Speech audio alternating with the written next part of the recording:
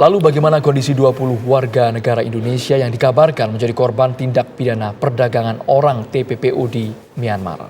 Ya, pemirsa, Direktur Perlindungan WNI dan BHI Kementerian Luar Negeri Republik Indonesia, Yuda Nugraha, saat ini sudah bergabung bersama kita. Kita akan mencoba menggali bagaimana kondisi para WNI, apakah sudah ada hasil temuan dari Kemenlu sejauh ini, Pak, karena informasinya mereka berada di daerah konflik bersenjata di Myanmar, sehingga juga sulit bagi pemerintah di sana untuk membantu kita. Selamat malam, Mbak Tisa, Mas Andro. Ya. Dapat kami update bahwa sejak kami menerima pengaduan adanya warga negara kita yang mengalami penyekapan di Myanmar, kita segera melakukan berbagai macam langkah penanganan. Upaya pertama yang kita lakukan adalah kita mengirimkan nota diplomatik dari KBRI Yangon kepada otoritas yang ada di negeri. Kemudian kita juga melakukan koordinasi dengan otoritas yang ada di Myanmar dan juga KBRI kita yang ada di Bangkok juga melakukan koordinasi melalui IOM dan juga Regional Office yang ada Regional Support Office RSO dari Bali Proses yang juga ada di Bangkok. Jadi berbagai macam upaya sudah kita lakukan. Dari pendalaman yang kita dapat ke 20 warga negara kita yang masuk ke wilayah Myanmar, posisi mereka saat ini ada di Myawaddy.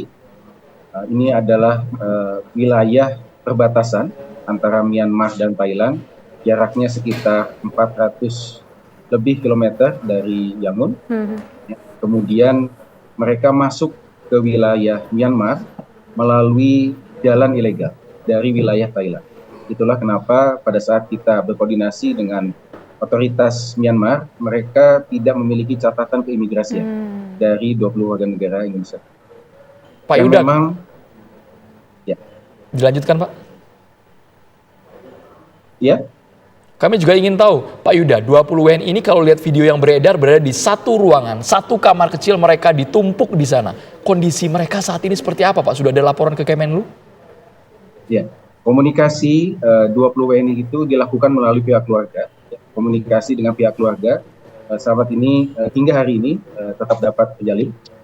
Memang tidak semuanya, ya, namun mereka berkelompok di sana dan kita memantau melalui keluarga.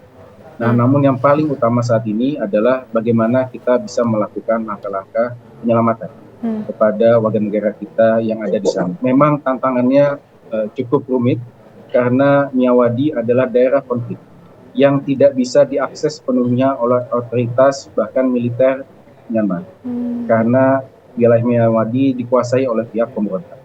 Ini memang tantangan yang berbeda yang kita hadapi dibanding kasus yang kita tangani di Kamboja. Di Kamboja kita sudah tangani lebih dari 1.100 kasus sudah kita tangani di sana, relatif mudah ya, karena memang kita bekerja sama dengan otoritas yang memiliki yurisdiksi dan juga memiliki kekuasaan untuk mengontrol wilayah.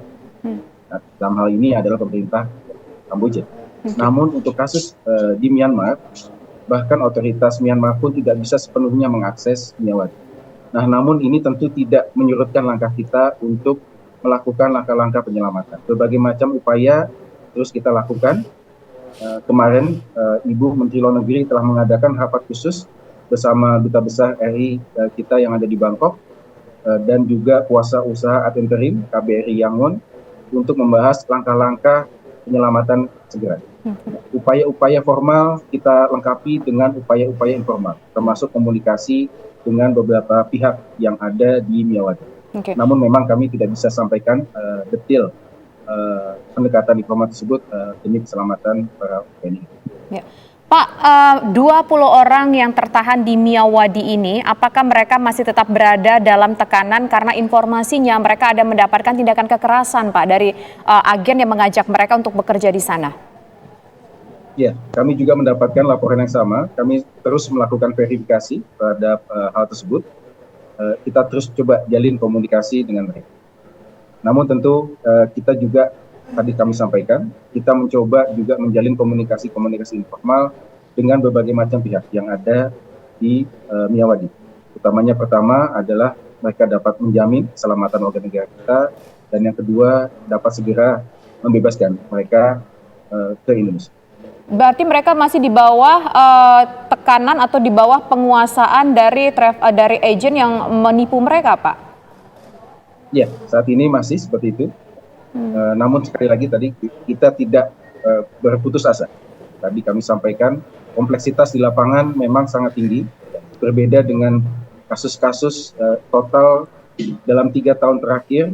Kementerian Luar Negeri dan Perwakilan RI telah menangani 1.841 kasus online scam yang ada di Kamboja, Myanmar, Laos, Vietnam, dan juga Filipina. Untuk kasus-kasus yang lain relatif lebih mudah untuk penyelesaiannya. Nah, memang untuk yang Miyawadi ini memiliki tantangan khusus. Namun sekali lagi, tadi kami sampaikan bahwa berbagai macam langkah formal sudah kita lengkapi dengan langkah-langkah itu. Pak Yuda, ini kan daerah bisa dibilang zona merah dan merupakan kawasan pemberontak. Sejauh ini dari otoritas Myanmar termasuk juga KBRI Yangon, apakah sudah ada komunikasi langsung atau mengarah ke mereka bisa dibebaskan tapi dengan syarat-syarat tertentu sampai dengan tembusan mungkin? Ya. Komunikasi tadi kami sampaikan, kita berkomunikasi dengan para WNI kita melalui pihak keluarga karena selama ini para WNI kita tetap menjalin komunikasi dengan pihak keluarga. Bahkan otoritas Myanmar sekalipun tidak dapat menjangkau para WNI kita. Ya, Pak Yuda, ada informasi yang menyebutkan bahwa jaringan human trafficking ini dikendalikan oleh seorang warga Cina. Apakah betul hal tersebut? Dan kalau seandainya hal tersebut betul, apakah kita juga berusaha untuk bekerja sama dengan pihak dari pemerintah Cina sendiri, Pak Yuda? Ya. Dalam hal ini, terkait penegakan hukum, kami telah berkoordinasi dengan Barreskrim Polri. Beberapa hari yang lalu kami telah mendampingi keluarga dari 20 WNI tersebut untuk melakukan pengaduan kasus ke Barreskrim Polri. Dan saat ini Barreskrim Polri telah melakukan penyelidikan. Nah, kita harapkan dari hasil penyelidikan tersebut kita dapat mendapatkan gambaran yang lebih utuh mengenai modus-modus dan juga pelaku. Bukan hanya di Indonesia, namun juga pelaku yang ada di Myanmar.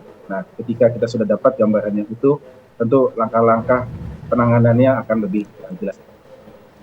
Baik, terima kasih Direktur Perlindungan WNI dan BHI Kementerian Luar Negeri Republik Indonesia Bapak Yuda Nugraha sudah bergabung di Kabar Petang.